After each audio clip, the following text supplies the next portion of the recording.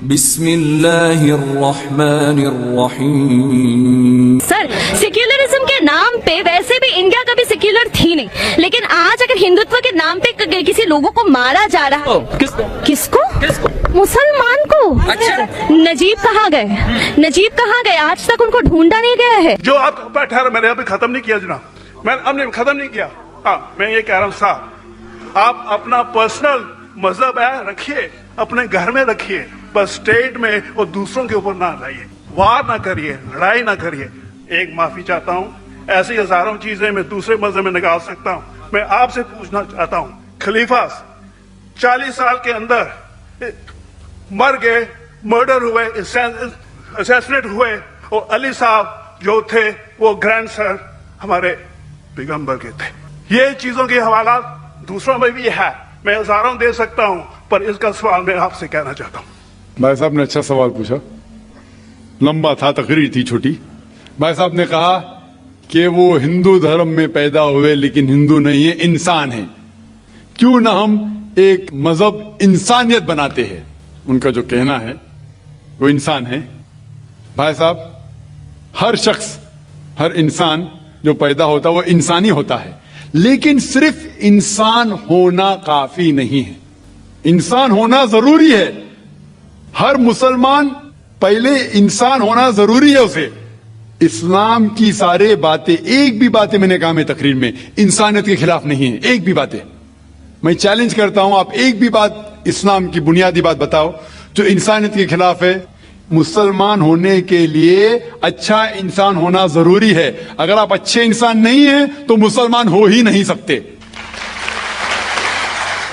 لیکن صرف اچھا انسان ہونا کافی نہیں ہے. مثال کے طور پہ ڈاکٹر بننے کے لیے 10ویں پاس کرنا ضروری ہے، پھر 12ویں، پھر ڈاکٹری. تو میں کہوں گا ڈاکٹر بننے کے لیے اسکول پاس کرنا ضروری ہے، لیکن اسکول پاس کرنا کافی نہیں ہے. تو اسلام میں اچھا مسلمان بننے کے لیے اچھا انسان بننا ضروری ہے، لیکن صرف اچھا انسان بننا کافی نہیں ہے. سمجھ رہا؟ کیوں؟ کیونکہ انسان کو جس نے پیدا کیا اس کی عبادت کرنا ضروری ہے.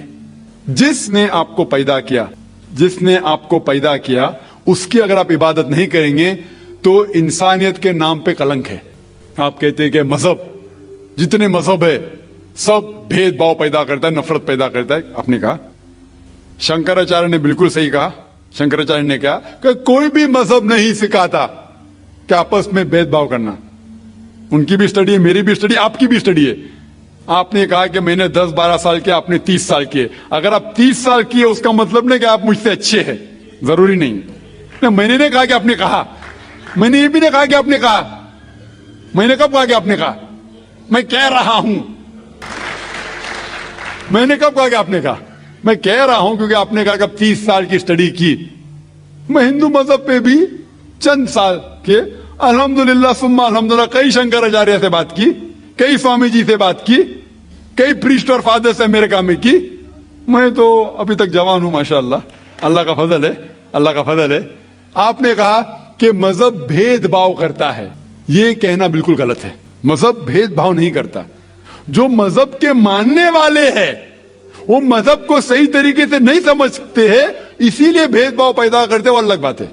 غلطی ہے مذہب کے ماننے والے کی، مذہب کی نہیں. یہ کہہ رہے کہ مذہب کی.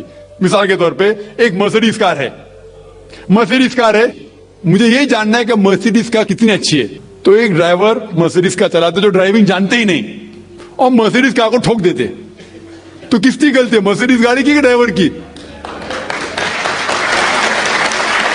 دیکھنا چاہیے اسپیسیفکیشن، اس کا پاور کتنا ہے، ہارس پاور کتنا ہے، مائلیج کتنا ہے، سیفٹی میجر کتنا ہے. اس کی تحقیق کرنے کے بعد آپ کو کہنا چاہیے کہ کتنی اچھی مرسیڈیز کار ہے. اگر جاننا چاہیے کتنی اچھی ہے تو اس کو بٹھاؤ جو ڈرائیونگ جانتا ہے. تو اسی لیے اسلام کو جاننے کے لیے مسلمانوں کو مت دیکھو، اگر دیکھنا ہے تو محمد صلی اللہ علیہ وسلم کو دیکھو. مجھے مت دیکھو، ہمارے آج کے مسلمان کو مت دیکھو. دیکھو جو سب سے اچھا ڈرائیور ہے، سب سے اچھا اسلام کو سمجھ چکا ہے، وہ محمد صلی اللہ علیہ وسلم ہے. ان کو دیکھ کے اسلام کی تحقیق کرو. اور تحقیق کرنے کے لیے آپ کو اسلام کی کتاب پہ جانا پڑے گا. اور آپ نے جو کہا آخر کے اندر کہ ساری مذہب کتاب बाद में लिखी गई, पहला कहना था। आप काफी हद तक के सही है, आप काफी हद तक के सही है कि आप बिल्कुल सही फरमाते, लेकिन यह कहना कि सारी मजहब की किताब उसमें गलती है। अक्सर मजहब कितने किताब है, वेद हो, उपनिषद हो, बाइबल हो, ओल्ड टेस्टामेंट हो, न्यू टेस्टामेंट हो, आपने कहा मूसा अलैहिस्सलाम से लेके वहां सही था, लेकिन आखिरी में जो आपने गलती की मोहम्मद सल्लल्लाहु अलैहि वसल्लम, वहां गलती की। आखिर में आके आप अटक गए, आखिर में आके आप फंस गए।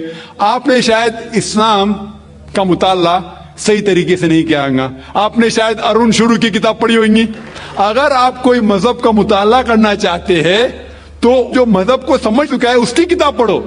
आप अगर अरुण शुरू की किताब पढ़ेंगे और इस्लाम के मुताला करा कहेंगे, ये किधर का सही फैसला है? मैं कहता हूं अरुण शुरी जैसे लोग की पढ़ी होंगी, क्योंकि जब भी कुरान नाजिल हुआ, जब भी कुरान की आयत नाजिल होती थी, मोहम्मद सल्लल्लाहु अलैहि वसल्लम अनपढ़ थे, जब भी कोई आयत नाजिल होती थी वो उसे याद करते थे और अपने साथियों सहाबा से उसकी तिलावत करते थे और सहाबा फौरन उसे लिख लेते थे। तो मोहम्मद सल्लल्लाहु अलैहि वसल्लम की मौजूदगी में हर आयत लिखी जाती थी और वो उसे चेक कर, मिसाल के तौर पे इक़रा बिस्मि रब्बिकल लज़ी खलक़ आयत नाज़िल हुई, उन्होंने याद किया, सहाबा से कहा, सहाबा ने लिखा इक़रा बिस्मि रब्बिकल लज़ी खलक़, पढ़ के सुनाओ, पढ़ा, हाँ सही। अगर गलती होती तो वहीं टोक देते थे। तो मोहम्मद सल्लल्लाहु अलैहि वसल्लम की मौजूदगी में जब भी अल्लाह सुब्हानहू व तआला आयत नाज़िल करते थे वो याद करते थे और लिखवाते थे और चेक भी करते थे। सारा कुरान मजीद मोहम्मद सल्लल्लाहु अलैहि वसल्लम की मौजूदगी में लिखा गया। तो आप जो कह रहे वो हजरत उस्मान का जिक्र कर रहे, वही तो अफसोस की बात है, आपने सही मुताला किया ही नहीं।